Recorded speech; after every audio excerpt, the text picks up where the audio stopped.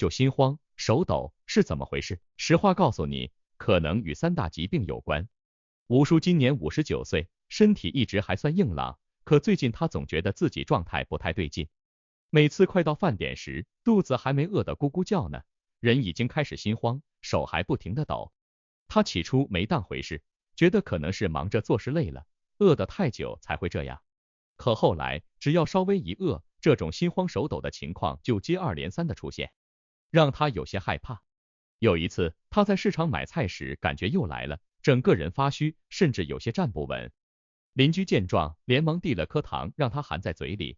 过了没一会儿，他的情况果然好转了。回家后，家里人劝他去医院看看，但吴叔心想着不就饿了会儿吗？吃点东西不就好了？可这真的只是饿肚子那么简单吗？为什么每次一饿就会出现这些让人担心的症状？可能与3大疾病有关。低血糖。低血糖就是当身体的血糖水平低于正常值时，出现的一系列不适症状。大家都知道，血糖其实就是身体的能量来源，尤其是大脑特别依赖它，如果血糖不够，大脑会感受到能量短缺，于是就开始给身体发信号，心慌、手抖就是其中的典型表现。当我们吃东西时，食物会转化成葡萄糖，进入血液给身体提供能量。如果你长时间不吃饭，血糖就会逐渐下降。低血糖发作时，人会突然觉得特别饿、手抖，甚至冒冷汗，这其实是身体在求救，血糖太低了，需要赶紧补充能量。低血糖的原因有很多，有些人可能因为饮食不规律、暴饮暴食或者爱吃高糖食物，导致血糖波动很大。血糖过高时，身体分泌大量胰岛素来处理多余的糖分，但胰岛素过多反而会让血糖突然降得很低。尤其是那些爱吃甜食的人，短时间内血糖上升得快，下降的也快，这就容易导致低血糖。低血糖的症状不仅仅是心慌手抖，严重时可能还会头晕、视线模糊，甚至昏倒。如果你经常出现这种情况，最好去医院做个检查，排除其他潜在的健康问题。在预防低血糖方面，最重要的是保持饮食规律，别让自己长时间处于饥饿状态。可以尝试少吃多餐，特别是避免吃过多高糖食物，选择一些能维持血糖平稳的食物，比如全麦面包、蔬菜、水果等，能让血糖上升的慢一些，保持得更久。对于那些容易低血糖的人群，随身携带一些快速补充能量的小零食是非常必要的。当感到头晕、手抖或者心慌时，能迅速缓解症状。当然，低血糖发作后，应该尽快吃点正餐，确保身体有足够的能量维持正常运转。低血糖的危害虽然听起来不大，但长时间不加以重视，可能会引发更严重的健康问题。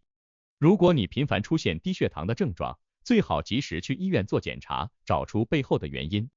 按时按量用药，并保持规律的饮食和作息，能有效防止低血糖的发生。甲状腺功能亢进。甲状腺功能亢进是一种因为甲状腺激素分泌过多导致的疾病。甲状腺是脖子前面一个小小的腺体，但它的作用可不小。当甲状腺激素过量时，身体的代谢速度就会被加速，就像车子踩下了油门，速度猛增，但却没法停下来，随之而来的就是一系列不适感。甲亢的症状有很多，其中比较典型的就是心慌、手抖。这是因为甲状腺激素过多会直接影响到心脏和神经系统，让心跳变得又快又不规律，手也不由自主地开始颤抖。特别是在饥饿时，代谢失调的症状会更明显，心慌手抖的感觉更加剧烈。除了心慌手抖，甲亢还会让人变得容易出汗，哪怕天气不热，也会感到一阵阵热浪袭来，浑身冒汗。这是因为过度分泌的甲状腺激素刺激了身体的热量消耗，导致体温调节失常。很多甲亢患者经常觉得热，体重也在不知不觉中减少。虽然吃的不少，但体重却一直下降，甚至还会感觉疲惫无力。甲亢的另一大特点是情绪波动大，由于代谢加快，神经系统变得异常敏感，患者容易感觉紧张、烦躁，甚至莫名其妙的生气或情绪低落。甲亢并不是个小毛病，如果长期不加以治疗，它对身体的影响是很大的。比如说，它可能导致心脏长期超负荷运转，增加心脏病的风险，还可能影响骨骼健康，导致骨质疏松。好消息是，甲亢是可以治疗和控制的，治疗甲亢的方法有很多。最常见的就是通过药物抑制甲状腺激素的分泌，让代谢逐渐恢复正常。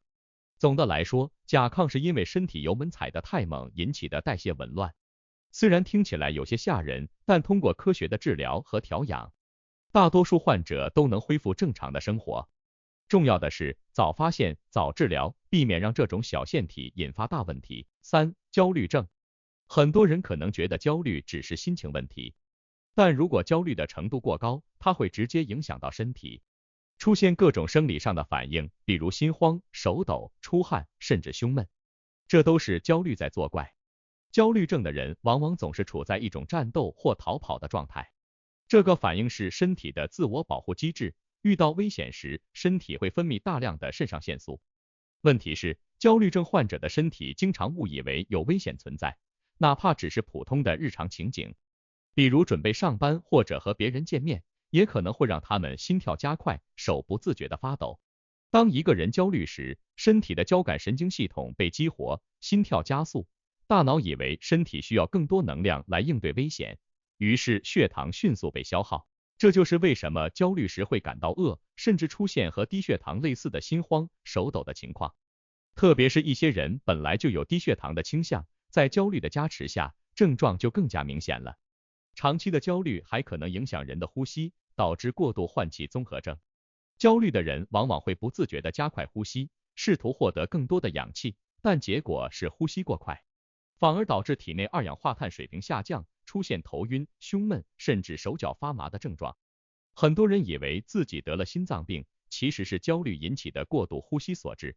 焦虑症还可能影响消化系统，你可能注意到，当你紧张时，胃口变差，有的人甚至会出现腹痛、恶心、胃胀等消化问题。有些人在紧张时甚至会觉得腹部绞痛，这些都和心理压力有很大关系。很多焦虑症患者还会因为长期紧张导致睡眠质量下降。焦虑让大脑一直处于超负荷状态，想东想西，无法放松下来入睡。长期睡眠不足不仅让身体更容易疲劳，还会加重焦虑情绪，形成恶性循环。面对焦虑症，首先需要认识到它不仅仅是心情不好，调整心态、减轻压力是关键的应对方式，可以通过一些放松技巧，帮助缓解焦虑引发的身体反应。对于焦虑症较为严重的患者，认知行为疗法 CBT 是目前治疗焦虑症的常用办法，它可以帮助患者认识到自己的焦虑来源，并通过改变不合理的认知和行为模式，逐步减少焦虑的发生频率和强度。焦虑症带来的身体反应虽然让人难受，但它焦虑并不可怕，它是可以通过科学的方式得到有效控制的。2、如何应对饥饿时的心慌手抖？饥饿时出现心慌手抖，不光让人不舒服，还让人有点担心。这种情况处理起来其实没那么复杂，关键是找到合适的方式来调控和预防，让身体别总是处在这种紧急报警的状态。想要避免这个问题，饮食习惯必须要调整得当，保持吃饭有规律，能有效避免这种情况。适当加餐也可以帮到你，比如在2餐之间吃些健康小零食，像全麦面包、坚果或者水果，让血糖保持在一个相对稳定的水平，不至于突然降得太低。低 GI 升糖指数食物非常适合保持血糖稳定，它们能够慢慢释放糖分，延长饱腹感，让血糖平稳上升，不会像高 GI 食物那样一下子就把血糖拉高，随后又急剧下降。相比那些高糖、精致的食品，低 GI 食物更有利于血糖平衡，尤其是对于那些容易低血糖的人。适度运动也能帮助调控身体的代谢，但千万别操之过急，选择相对温和的运动，比如散步、慢跑等，更适合这类人群。不仅能够帮助调节甲状腺激素，还能舒缓焦虑情绪，一举两得。良好的睡眠对每个人的健康都至关重要，尤其是对于甲亢和焦虑症患者。如果经常熬夜、作息混乱，身体的激素水平也会受到影响，容易让症状加重。保证每天有7到8小时的高质量睡眠，稳定的睡眠模式还能让你在白天精力充沛，心慌、手抖的频率自然也会降低。最重要的是，不要忽视身体的信号，每次饥饿时心慌手抖并不一定是大问题，但如果这种情况频繁发生，甚至伴随有其他症状，比如体重骤降、出汗增多、情绪不稳定等，就应该引起重视。及时就医检查可以帮助你排除潜在的健康风险，找到适合自己的治疗或预防方案。结语：饥饿时出现的心慌、手抖等症状，虽然在日常生活中看似普通，却可能隐藏着低血糖、